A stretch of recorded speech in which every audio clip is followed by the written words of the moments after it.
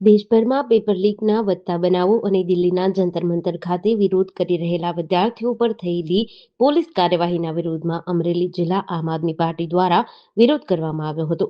પ્રદેશ સંગઠન મંત્રી નિકુંજ સાવલિયાની આગેવાનીમાં જૂના માર્કેટયાર્ડથી જિલ્લા કલેક્ટર કચેરી સુધી રેલી યોજાઈ હતી, જેમાં વિદ્યાર્થીઓ, યુવાનો અને પાર્ટીના કાર્યકરો જોડાયા હતા.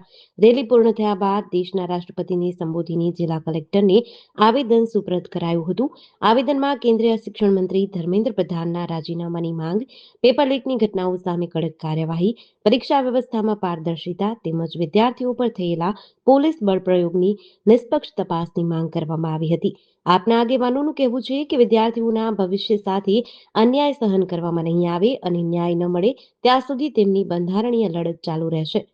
આજની યુવાધન અને વિદ્યાર્થીઓ સાથે જે થઈ રહ્યું છે, આપ સર્વોચ્ચ પદ પર બેઠા છો, તમને શિક્ષાની તમારી વિશેષ નોલેજ પણ હોય અને એનું મહત્વ પણ ખબર તમારી સિવાય.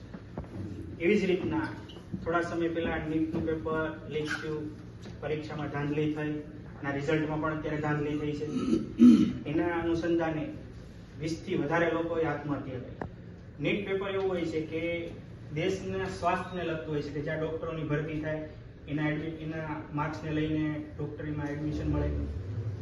જ્યારે એમાં ધાંધલી થાય, વર્ષોથી 1 વર્ષ, 2 વર્ષ, 3 વર્ષ સુધી મહેનત કરતા હોય, તેમ છતાંય જો આવું થાય તો વિદ્યાર્થીઓ નાસીપાસ થાય છે. અને આ સરકાર ઉપર ભરોસો રહ્યો નથી. 150 થી 200 જેવા પેપરો લીક થયા છે.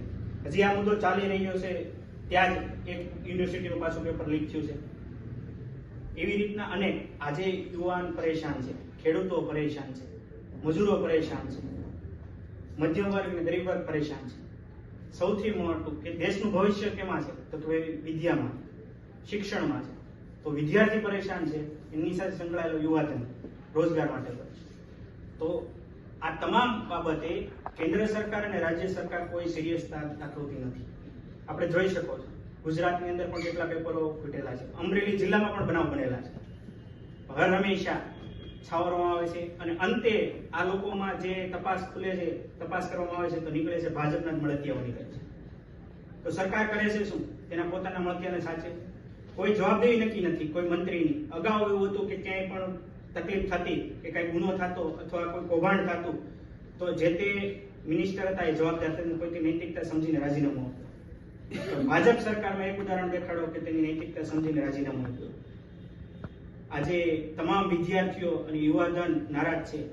ન કરે નારાયણ કે શ્રીલંકા, નેપાળ કે બાંગ્લાદેશ જેવું થાય તો આપણા દેશને નુકસાન છે. અને આ શક્ય ક્યારે છે? જ્યારે યુવાનોને નુકસાની થાય, એના ભવિષ્ય સાથે ચેડા કરવામાં આવે, ત્યારે યુવાનો આક્રોશમાં આવીને કરે છે. દિલ્હીમાં જોઈ શકો છો તમે કે શાંતિપૂર્ણ જંતર મંતર ઉપર આંદોલન ચાલી રહ્યું.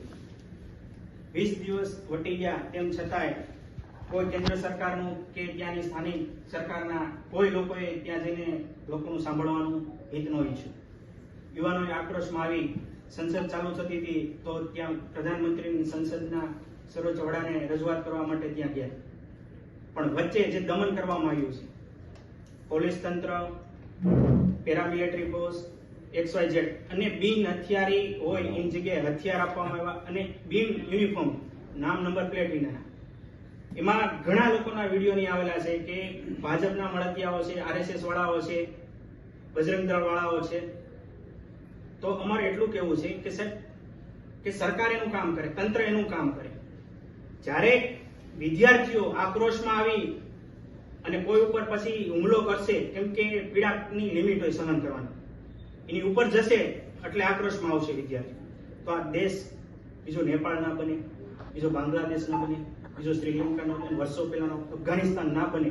આપણે ભારત માતા કહીએ છીએ તો ભારત માતાની આબરૂ અને એની તેરહણ ન થાય એના માટે માનનીય રાષ્ટ્રપતિ, કેન્દ્ર સરકાર અને રાજ્ય સરકારને જે ભાષામાં સમજાવવાના હોય એ સમજાવે, ઠપકો આપવાનો ઠપકો આપે અને રજૂઆત કરે કે જેથી કરીને દેશના ભવિષ્ય, શિક્ષકોને અને સ્ટુડન્ટોને અન્યાય ન થાય. જેડીસી ન્યૂઝ સાથે મૌલિક દોશી, અમરેલી.